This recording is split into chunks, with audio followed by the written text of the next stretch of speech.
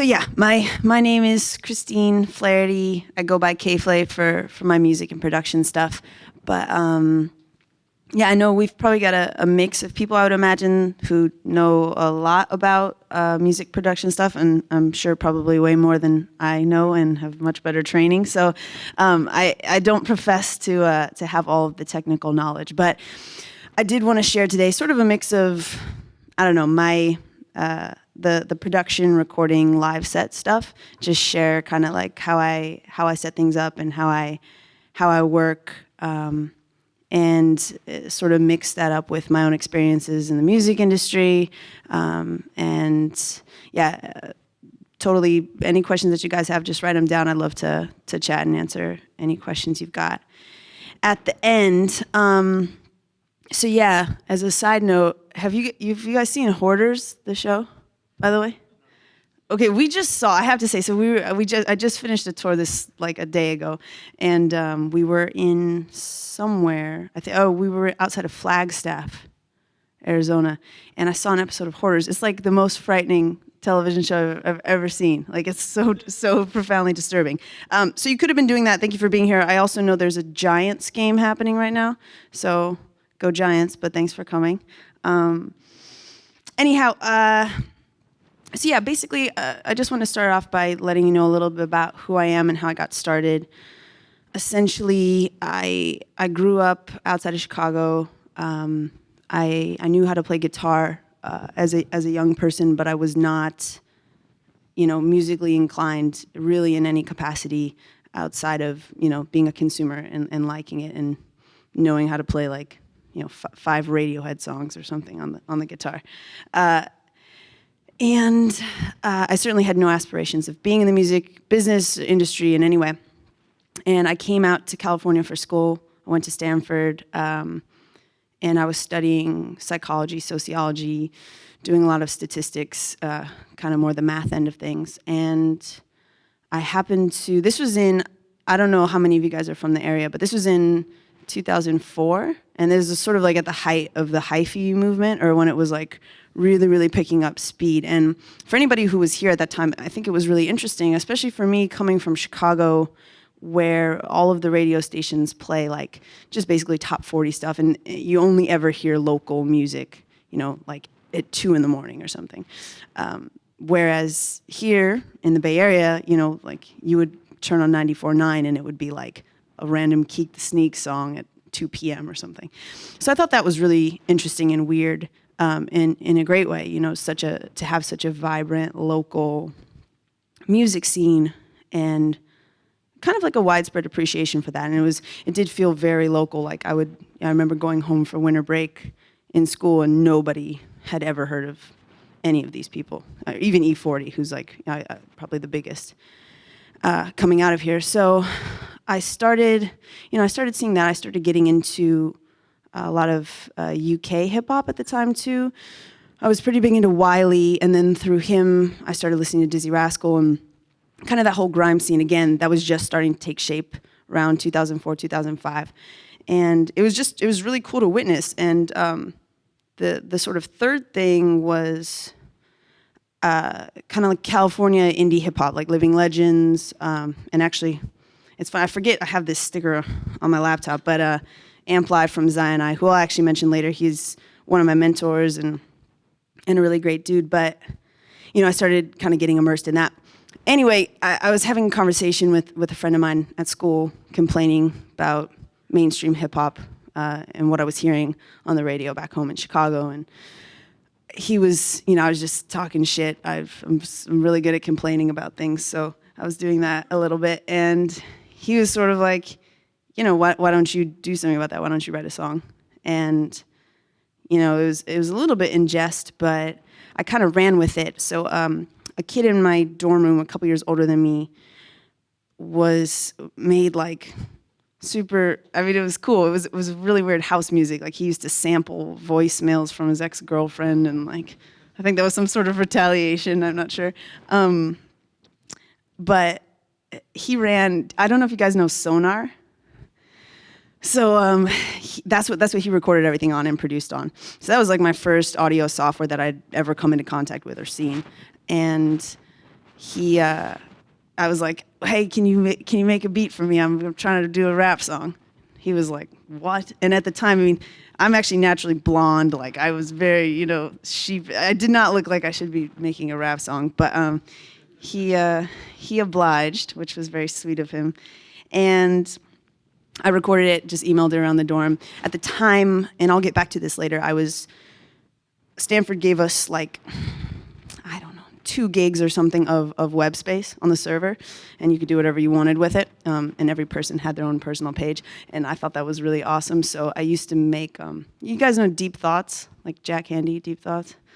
Okay, well, it's a Saturday Night Live thing, but I used to do my own personal website. So I created this website and learned basic HTML, like CSS stuff, so I could do that.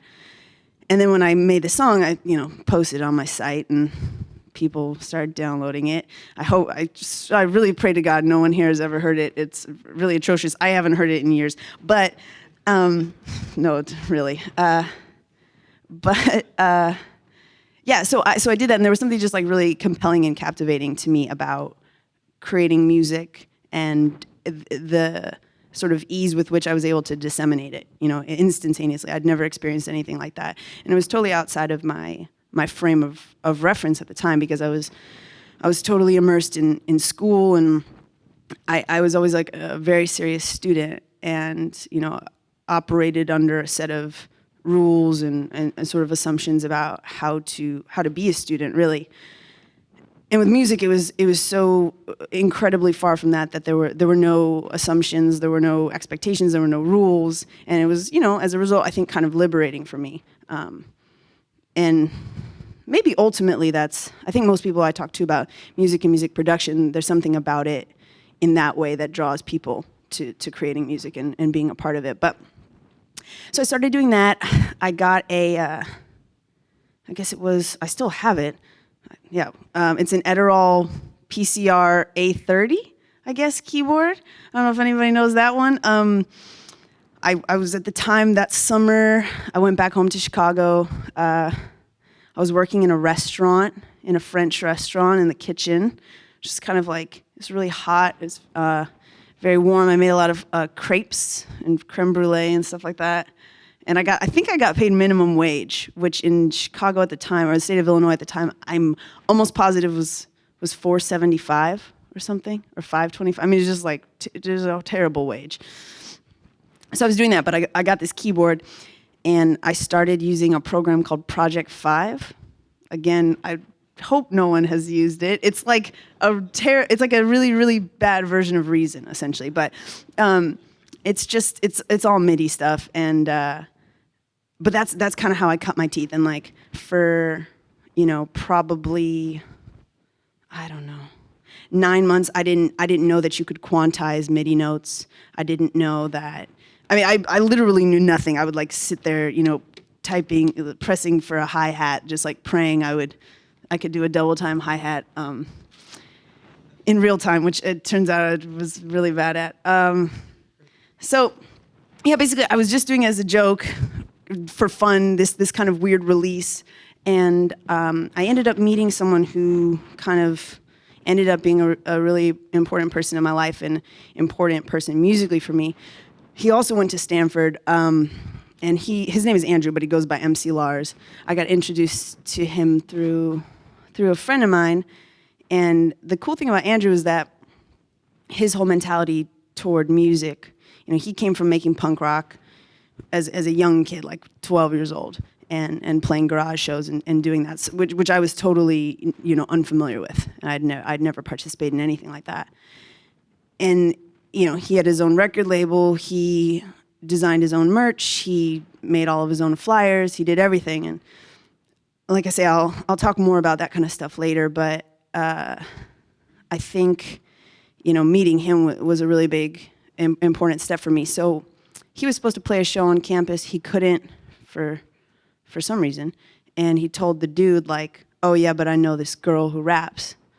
And so I got a call from this dude like, hey, can you play a 20-minute set at like an auditorium? It was really awkward looking back on it, but I agreed to do it because I was like, well, why not? So Yeah, it was really weird. It was my first show. I was never a performer growing up. I never was in theater. I just wasn't familiar with being on stage in any way. And I remember, I don't know how many of you guys like perform or do stuff on stage, but I had this terrifying, like, well, actually it wasn't terrifying. It was just a really weird moment where I was up there and I'm like looking at these people and I'm thinking like, I have to like entertain them, you know, like you really do have to put on a show. It's kind of this weird thing, and you know, it's so different from recorded music, the live set, and I'll talk more about that later. But I think, you know, for me, that's been a huge part of this whole process is, you know, understanding how to create music, but also understanding that it is a show, and people want and need to be entertained, you know, and there's something to that. So I started playing on campus, started playing house parties, frat parties, like weird, I don't even know, there was a weird bar on campus for graduate students. I played there a lot, literally to no one. I had 3 friends who came to every show, always them.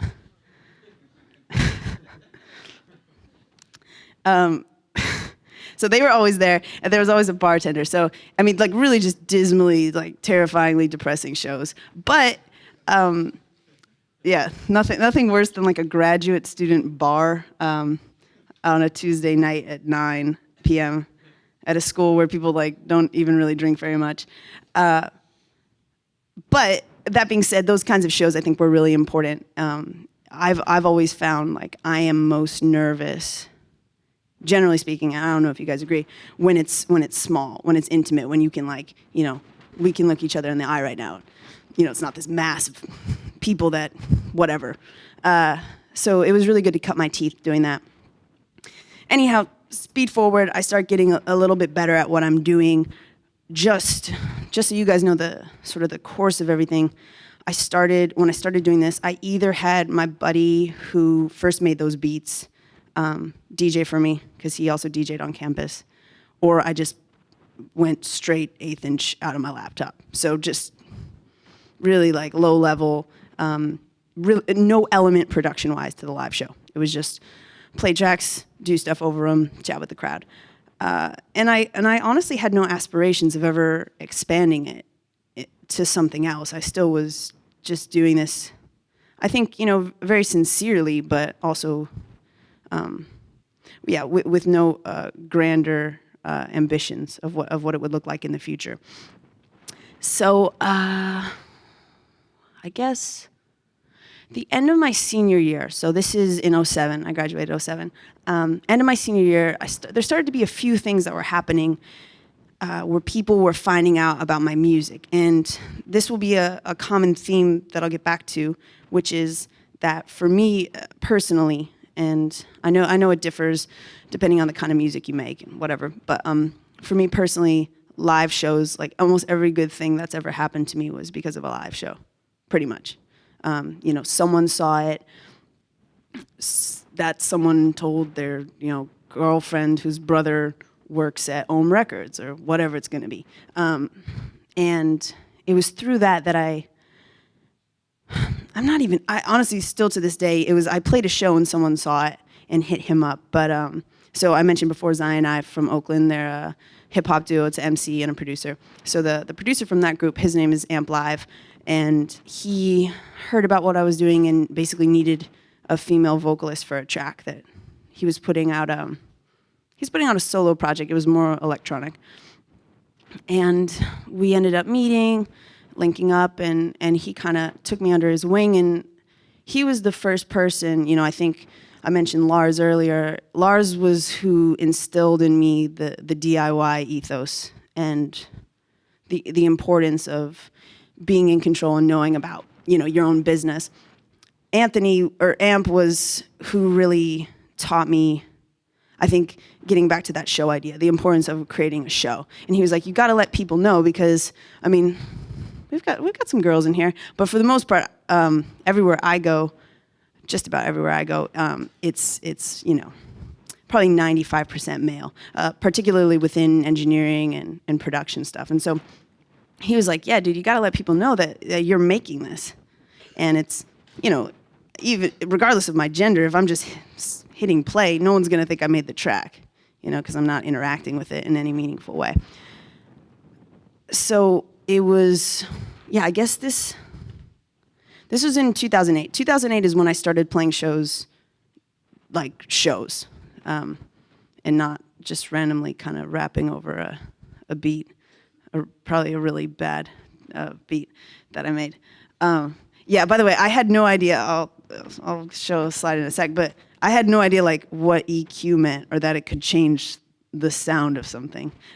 So my mixes were terrible and everything was kind of crazy. But so through him, I started playing in the area and opening up. He had a bunch of contacts in the region. It was just anytime I could play 10-minute set, 15-minute set, basically whatever could get scrappy, weird, I was actually on my way over here.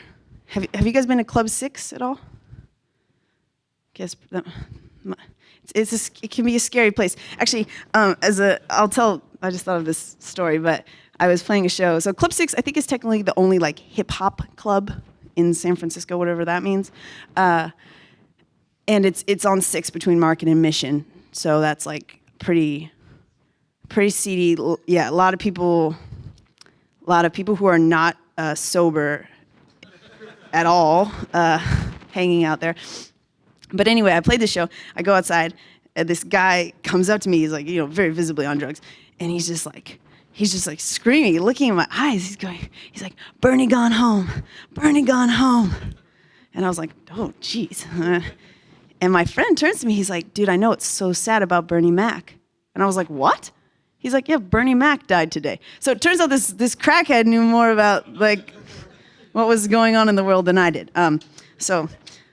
Anyway, Club 6. Yeah, so playing shows wherever, just anywhere I could, anywhere they'd have me. And that's when I started using MIDI controllers and Ableton. And that was sort of the real turning point, I think, in my live set was, taking it from this kind of traditional DJ rap structure to a show that highlights the process of what I was doing, what I was making, how I was making it, and making it interesting and interactive for people. Because I think, and I don't mean this as a slight to anybody who uses the DJ rap or just duo format. I feel like that's kind of fallen out of fashion a bit. A lot of people have bands, drummers, whatever they've got going on. So I started doing that, started playing in the area. Then I happened to play a show, I don't know, somewhere, and then I got linked up with this, a college booking agent. So what's kind of interesting, and I don't know if you guys are familiar with this at all, I wasn't, there's sort of this weird thing that happens when you're a touring act, which is that playing college shows is incredibly lucrative, even if you are nobody. So at the time, and I mean, I basically am still nobody, but at the time I was really super duper not anybody. And, I could make $750 to play a show. And at the time, that was amazing. I would be lucky to get $50 to open up at Bottom of the Hill or something like that. So I got linked up with this guy, and, a lot, now when I play college shows, it's often to fund tours. So if I know I'm going to be whatever, $2,000 in the hole with travel costs, and I play with a drummer now, and I've got a whole crew of people that I need to pay some amount of money to. College shows are great for that, for anchoring the tour and making it financially feasible. But that's a side note. So this was a college booking agent who found out about me, became a fan basically, and hooked me up with just, I think the hot season is sort of April, because it's all the end of year parties or whatever, when they get huge name acts to play. And so I was always the first of 3 at those shows. So I would open up a big show for someone like, I'd open up for Ludacris, I'd be first at 3. And it would be this totally bizarre hodgepodge of acts, like none of it made sense, but it was fun. And most importantly, it allowed me to quit my job, which was, I taught GRE and SAT classes. So if you want to talk about test strategies, I still remember some of it. Which actually, as a side note, was a great job to have as a musician because it was totally flexible. I only probably worked like 30 hours a week, and I made enough money to cover my rent and like live normally. So if just word to the wise. I feel like it was better. Some of my friends have been servers and things like that, and it's just the schedule with that is so gnarly. This was nice. I didn't have anything to do on Friday or Saturday nights except play shows if I got them.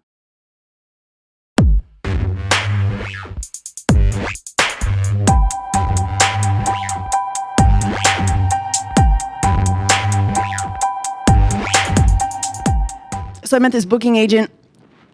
He was hooking me up with shows. I started making money off music. I was like, man, this is awesome. This is so great. And then he booked, I think it was through Dr. Dog. Yeah, so he booked a bunch of shows with Dr. Dog. I don't know if you guys are familiar with that band at all. They're like an indie rock band, super cool. But one of the guys on the management side for Dr. Dog was kind of looking to branch out, younger, dude trying to make a name. And this guy was like, well, I know this girl, Christine, and she's kind of coming up, and she's looking for a manager and whatever. And again, this is all because of this live show, which is continuing to just, move from something that was kind of just nothing, kind of a perfunctory part of what I was doing to sort of the most important part of what I was doing. And so that's how I met the person who's currently my manager. And I will say, the management-artist relationship is a really interesting one, and I know people with every variation of it, Like, me and my manager were super close, just as friends as well. We developed a really close friendship.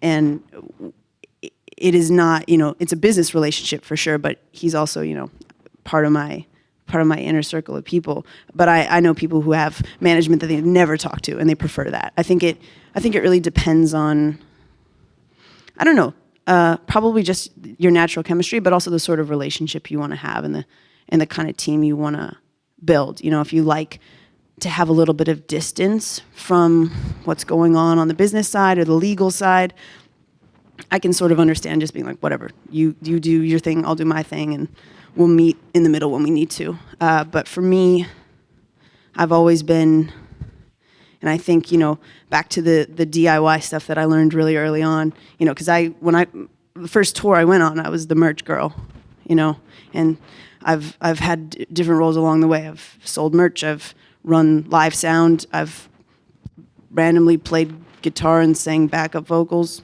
which looking back I have no idea why I was asked to do that. And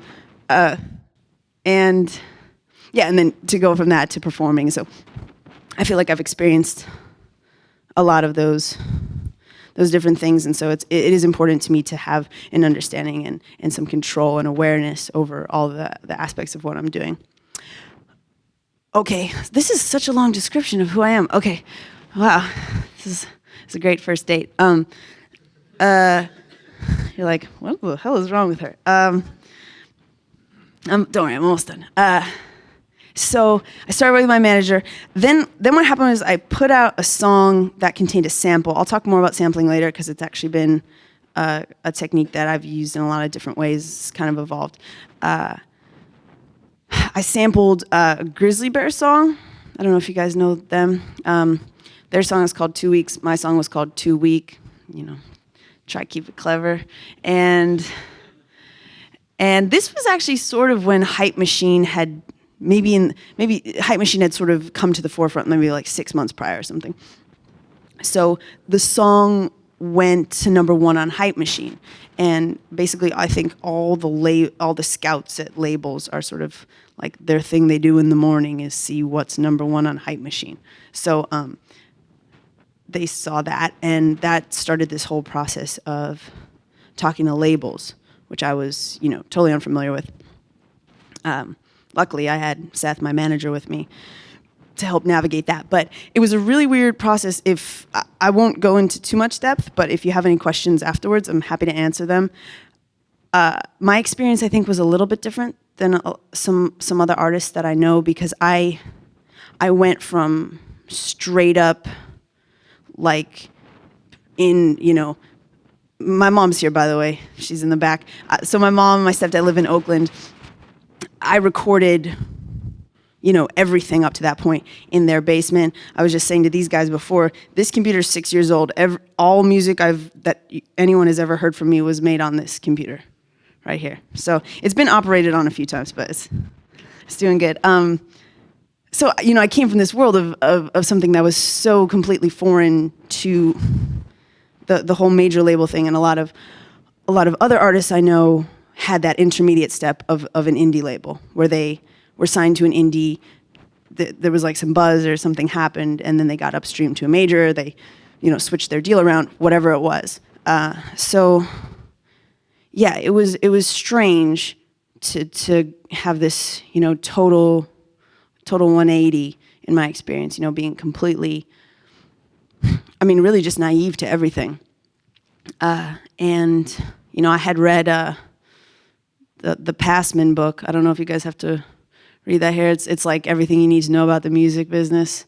It's the legal side. I recommend it. It's actually pretty well written.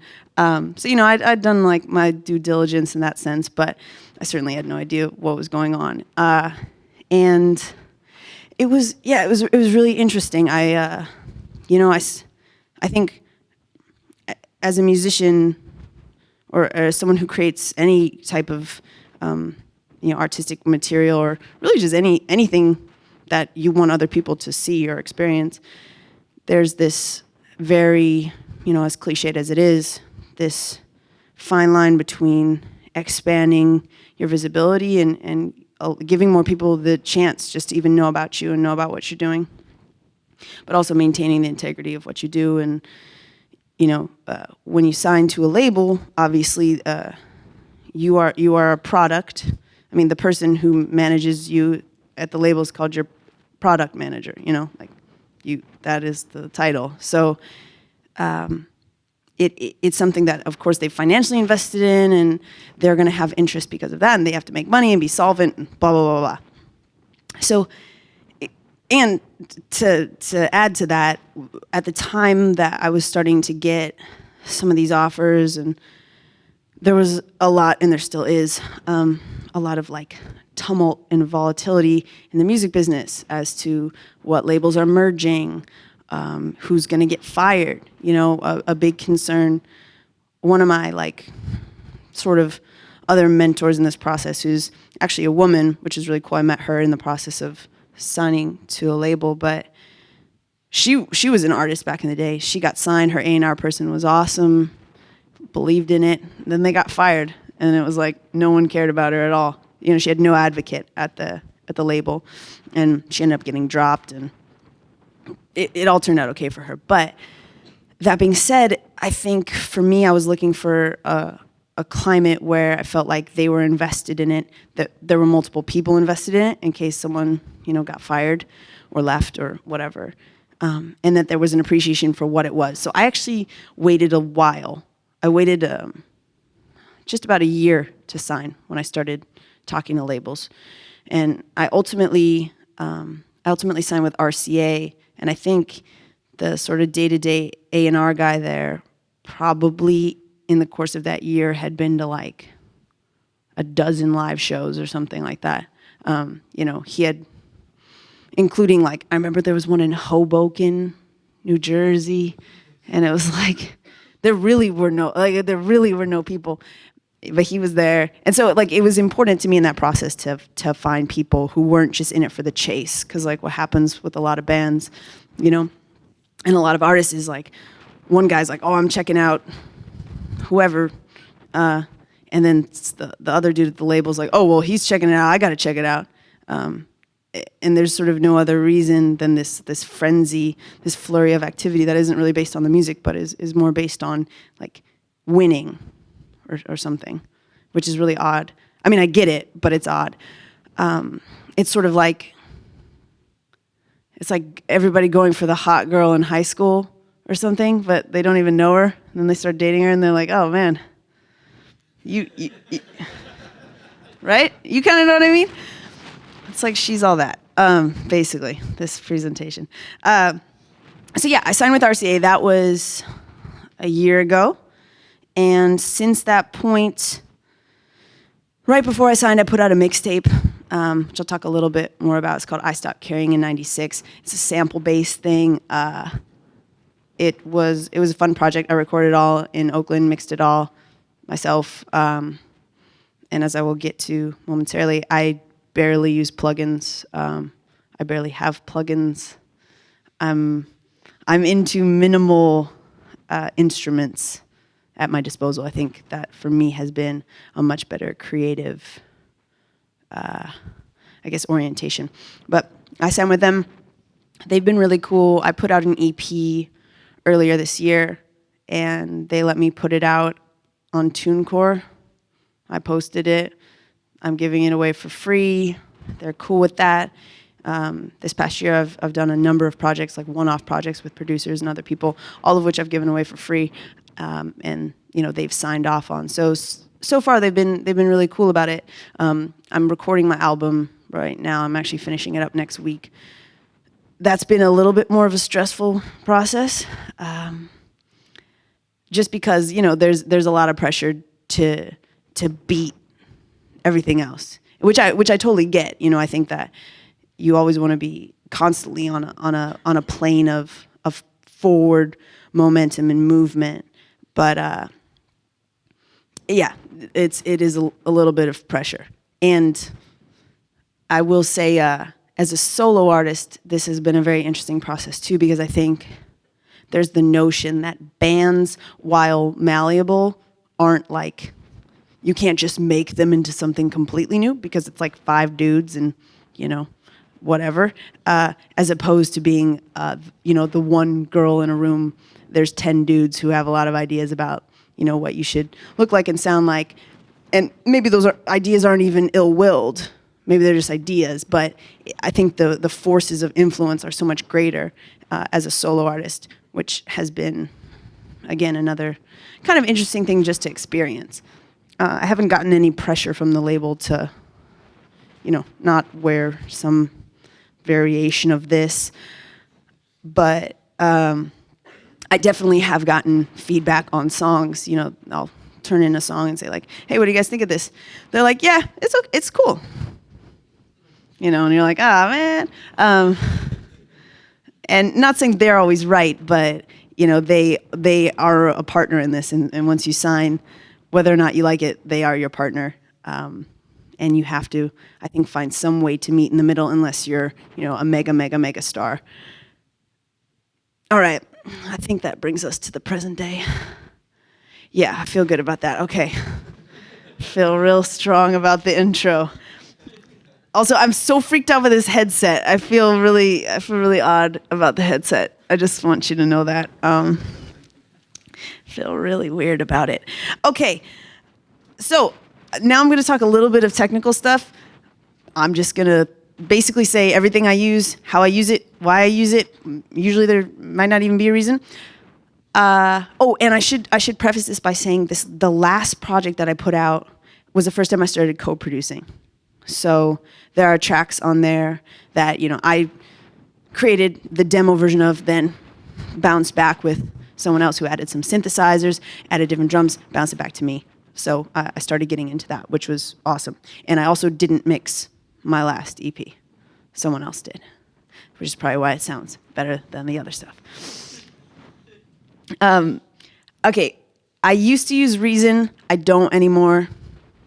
I don't really like the drum sampler in Reason, which is why I don't use it. I'm not against Reason. Sometimes I rewire it in, but I usually don't. I pretty much switched to Logic 2 years ago, and have been using that exclusively for all my MIDI stuff. Some audio stuff, but not really. Within Logic, I really use three things. And again, this gets back to, I think when I'm in a space or a room that is filled with options, it's like kind of debilitating and paralyzing, and it's hard to know how to move forward, especially if you have an idea. I think for me, I become so consumed and preoccupied with finding the perfect choice instead of just finding a choice and going with it. And since I actually don't know how to use many things, therefore I don't have a lot of choices. So that's where my headspace is at. So within Logic, I use the ES2. The ES2 is probably on every single song I've ever made, just about. At least some snippet of it. I'm a big ES2 fan. I know it has limitations, but I do like it. And I've gotten very comfortable with all the different parameters, with automation stuff too. I don't do a ton of synth automation, but I do some. And I do most of my automation in Pro Tools, not in Logic. But yeah, so I love the ES2, big fan of that. And typically what I do is I just make sounds from scratch. Originally, that started with me not knowing like what a sine wave was or anything really, but just hearing sounds and seeing what seemed cool to me. So I've got I didn't screenshot it, but I've got hundreds and hundreds of presets that I've made over the years, different things that I've used, which is actually really useful now that I think about it when I get ready for my live shows, because I have all my sounds exactly saved as they were. So I do recommend, if you're ever, I always regret it when I don't save my presets in any of my synth stuff. That's always that's been a really useful thing too, because sometimes I'll put a add-on or something to the live set for a song, and that way I've got the feel of the synth and the sound all saved up. Aside from the ES2, I use the only other synth I use, and again, I use it for pretty much no good reason, except that my friend just gave it to me maybe a year ago. It's called Synplant. I don't know if any of you guys know it. It's really great for ethereal, reverbed out sounds, which I like to complement sort of the grittiness, the bassiness of the ES2. That is pretty much all I ever use. The only analog synth that I have that has appeared in my recordings is the Pro 1. And the reason I use that is because my buddy had it and let me use it. But it turns out the Pro 1 is awesome. And actually, I was just in Denver about a week and a half ago for a show. We had a day off. And Metric, who's one of my favorite bands, was playing. And they used Pro 1s on stage. So that kind of validated my Pro 1-ness. I think they also make a VST. I don't know. There's some synthetic version of the Pro 1 that I think you can obtain. Don't know how, and I haven't tried to obtain it. So synth-wise, yeah, that's pretty much it. The other thing within Logic that I love is the ESX24. That's kind of the meat and bones of what I do in Logic. Now I'm still, if you couldn't tell by my 6-year-old computer, I'm still running Logic 8, so I don't have all the wonderful features of newer versions of Logic. And so I make all my samples in Pro Tools and then load them in manually. I don't record any audio in Logic.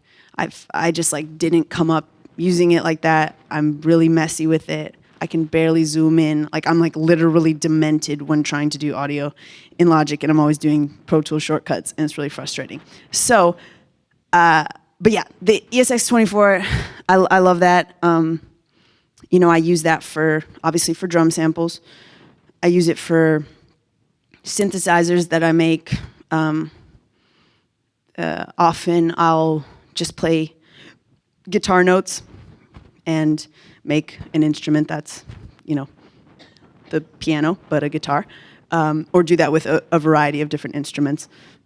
Also, with regard to drum samples, I I definitely have some sample packs that I think probably, I don't know, 60 to 70% of people that I know who just randomly are on the internet making music have. You have on random torrent sites and all that sort of stuff. But what I found recently that I really like is whenever I get the chance to be in a studio with a live room, I'll just and with really weird miking patterns, like, maybe there's like a room mic in the corner, or maybe the kick drums mic, maybe it isn't, and just give myself a few decent hits on every part of the kit, and then, later compress or EQ it, put some effects on it, and then kind of create my own drum samples that way. And, it might be because of my, again, lack of like training or understanding of what something is supposed to sound like, but I find drum tones like that are really interesting, and I like using them. They may not be sonically as perfect as the 808 boom, but they're good ones. I like them. Okay, so that's Logic.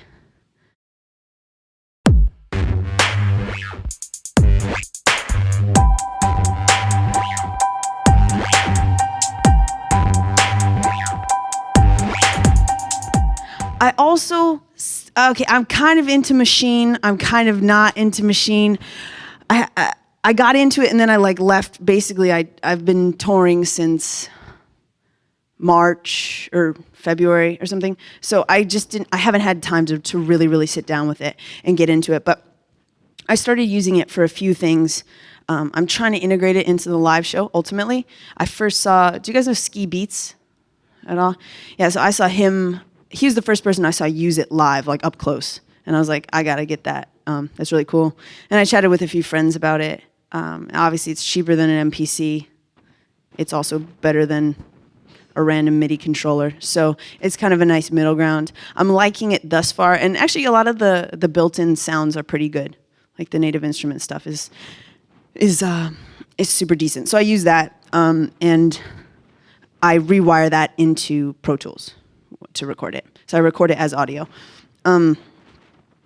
So yeah, that is Logic. In terms of Pro Tools, okay, now getting to this. By the way, I can't believe I somehow learned how to use PowerPoint like yesterday. So it's actually awesome. Don't worry, I didn't do any like title cards. I just did it for media and pictures and stuff, but it's kind of dope. Like I'm looking at this thing right now. It's the screen, and then I could have written notes to myself, and it's got an up next feature. Okay, anyway. Okay, I basically use 2 plugins in Pro Tools. Well, that's not true. I use probably 6 plugins. The main 2 are these guys. I don't have any of the Wave stuff. I don't have anything good.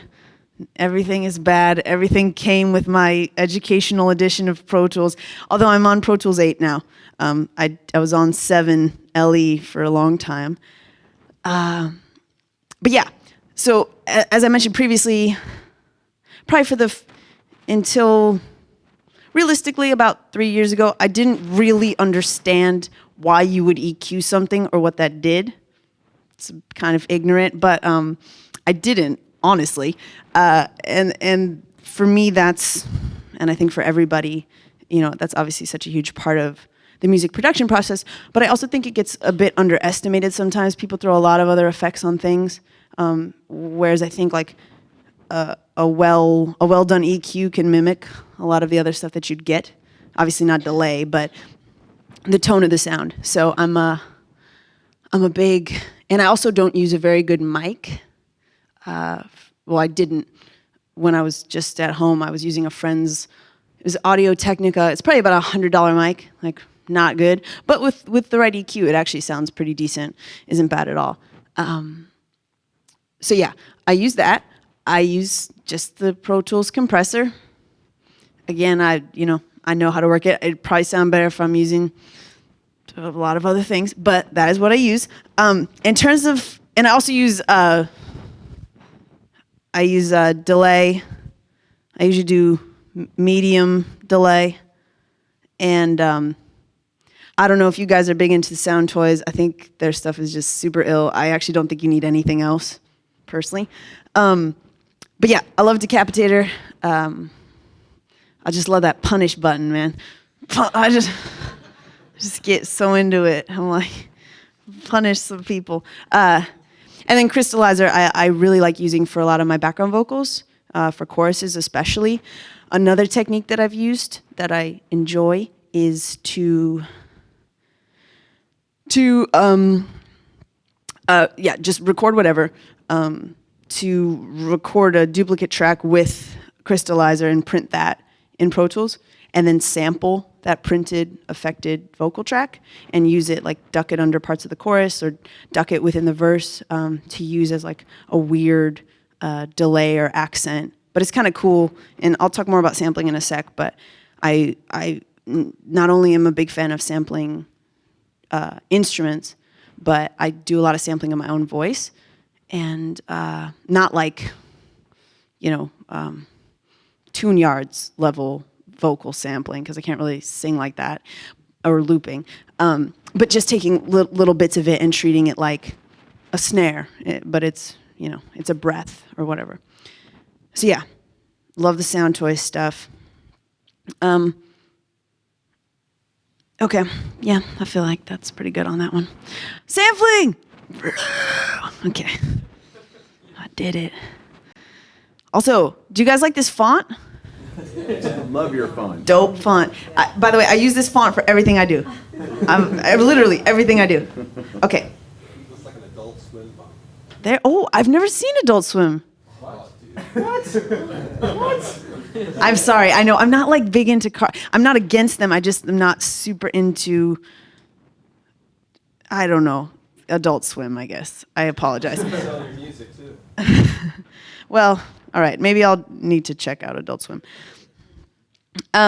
Okay, so I figured I would utilize these really cool clip art graphics and show you some of the behind the scenes thoughts on samples that I've used across the years to create things. So this first one, I was working on collecting tracks and writing tracks for this mixtape that I mentioned. It's called I Stopped Caring in '96. This is the one I recorded here in the mom basement scenario. And yeah, I just kind of wanted to share a little bit of my thoughts on sampling and the process of it. So basically, I heard the following thing in New York this one time. And I think it's kind of low volume. Sorry, it's quiet. It's old school shit that was not mastered.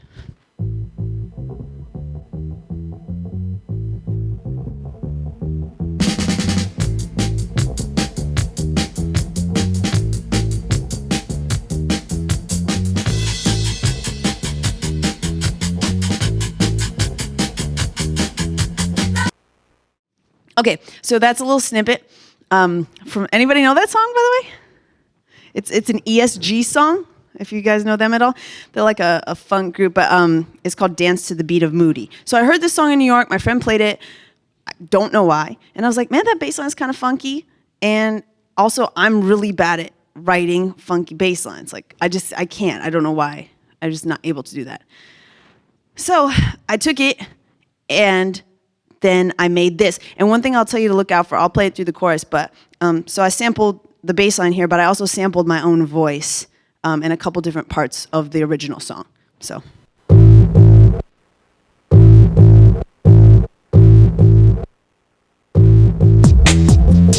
It's Saturday morning, and I drank too much coffee.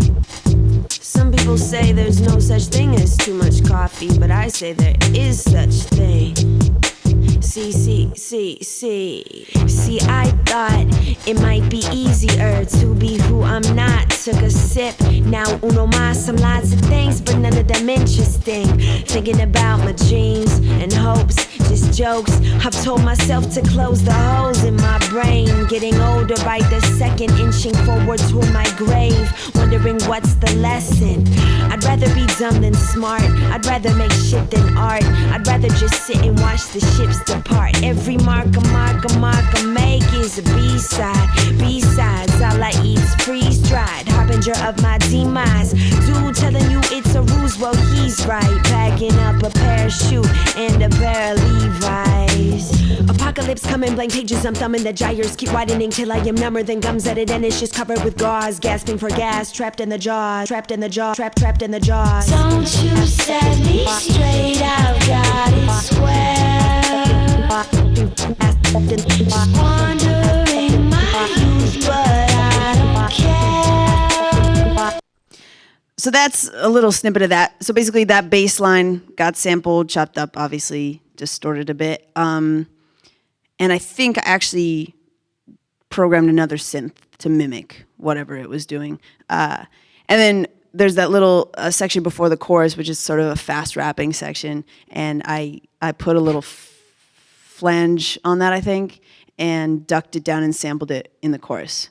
So kind of a mix of like taking something, you know, an instrumental part of the song, and then my own voice as well to just add layers. Again, perhaps just out of the sheer necessity of like needing more sounds and not having a lot of ways to create them. But I think that's been a valuable thing. So another example of some vocal sampling. I went crazy on the screenshots. You're gonna see in a minute, man. I just went nuts. So this is a track from an EP that I put out, my first EP. This song's called No Duh, and this also actually reminds me that I wanted to say this too. So in Logic, you know, I have this back and forth kind of trade-off. I do MIDI stuff in Logic, I bounce it, I chop it up in Pro Tools, I rearrange it, and then I bounce that back into Logic and add more sounds and then bounce it back, which maybe isn't that efficient, but I do think it's actually turned out to be a good process for me, because I'm sure, you know, regardless of what you guys have done, or even if you haven't created the music, you know, when you're in this like headphone environment, listening to something for 3 hours, it sounds like really awesome. Like it's definitely going to change the world. And then you hear it the next day and you're like, this is really bad. So giving yourself, or at least for me, that trade-off helps to reveal the chinks in the track a little bit earlier. But so within Logic, I use a MIDI keyboard for basically all my MIDI stuff. But in Pro Tools, actually, interestingly, I often just program visually. So even when I do drum stuff, I just look at it and I'm like, I think I want it to look like that. And sometimes it works out, sometimes it doesn't. So for this song, you'll see the bottom row is my original sample that I just took of myself saying la. And then I just pitch shifted it a few different times and created a little pattern. Again, this was all just kind of a visual experiment. I wanted to try something different. And it turned out kind of cool. So I'll play you a little snippet of what that turned into sonically. La, la, la, la, la, la, la, la, la, la,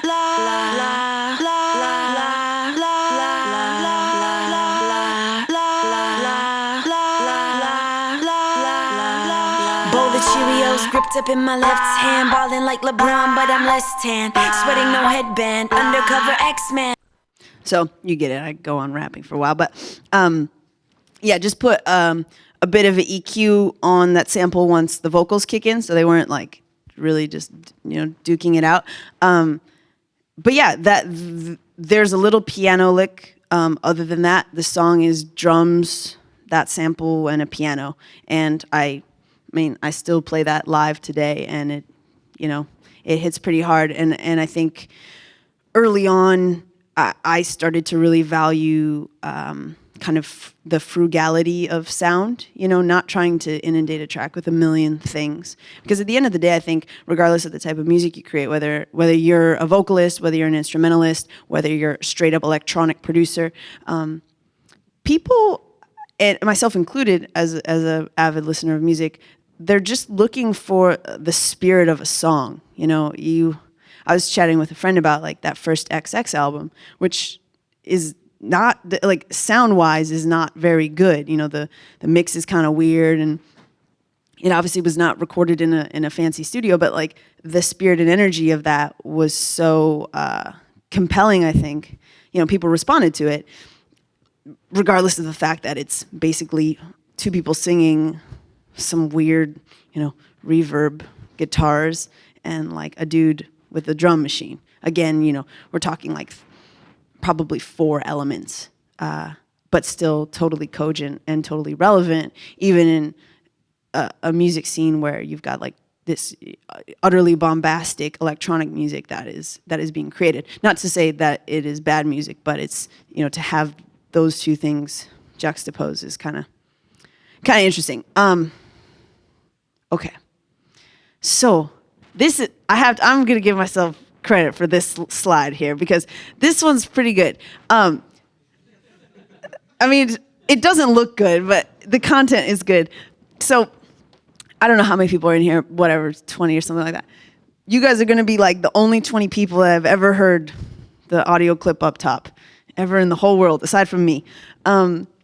So I kind of want to talk a little bit on my philosophy of sampling in a sec, but this will be my precursor, which is, so I had this idea for a song that whenever you're in some kind of zone of focus, you don't want to be bothered and you don't want to answer your phone, which isn't like that profound of a thing, but I was thinking about that.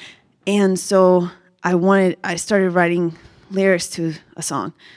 And I was like, man, but I just want some wicked guitars in it.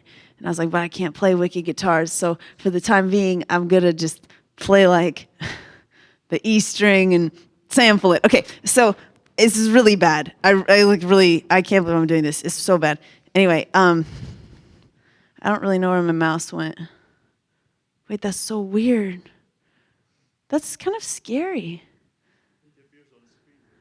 It does? Okay, whoa, I'm gonna try this, guys, I don't know. That's so bizarre. Okay. Oh no, see, it didn't work. Oh, okay.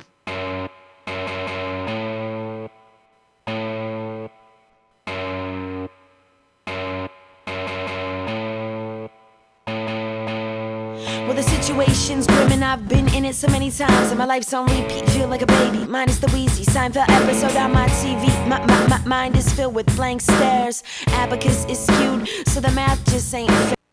Okay, so that's a little sample. So the lyrics actually remain the same to the current song. Well, I took some out, but basically I was like, that's fine, or whatever. It's just not that good. And in my mind, I'm thinking wicked guitars, wicked guitars, wicked guitars. So then what happened was my manager, that dude Seth that I mentioned earlier, he was working for a management company, and they represented Passion Pit, and Passion Pit had played Bonnaroo that year. And so they got all these like promotional DVDs of Bonnaroo.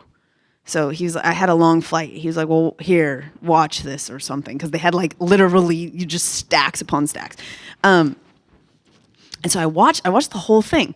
It was really good. And I saw, probably like midway through, I was watching the Decemberists set. It was, everybody just had one song on the DVD. And my brother's kind of a fan of the Decemberists, so I was sort of familiar with their music, but I wasn't like deeply familiar.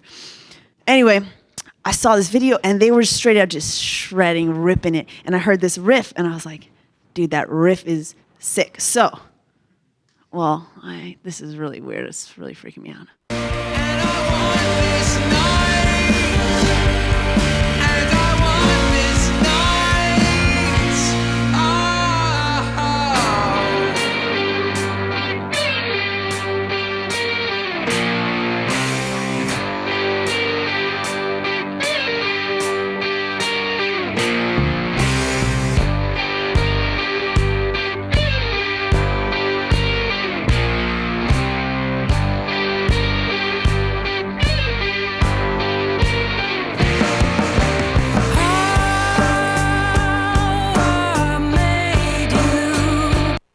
Okay, so that's the song's actually like 7.5 minutes. That's why I'm not playing the whole thing for you.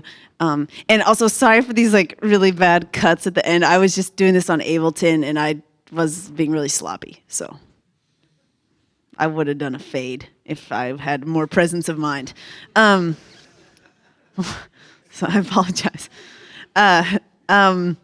Anyway, so yeah, I heard that. I was like, that is so awesome. And it immediately just changed the whole, I'd had that other song kind of percolating on the back burner, whatever. I heard this, I was like, and as soon as I got home, I got the song. And I'll just, if on what I just played, there's that guitar lick. There's also the woman's voice that when she starts to sing. So I'll play you part of the song, the final song that is less bad than that first one.